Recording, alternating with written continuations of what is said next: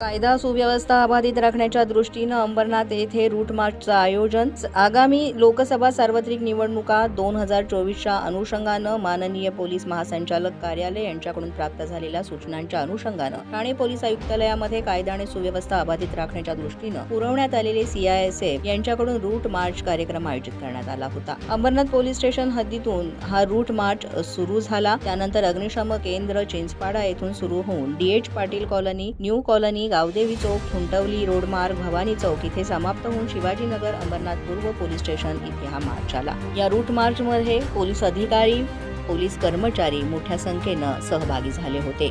अतिशय शांततेमध्ये हा route march पार पडला. उल्हासनगर परिमंडळ 4 चे पोलीस उपायुक्त डॉ. सुधाकर पठारे यांच्या मार्गदर्शनाखाली हा रूट मार्च काढण्यात आला होता.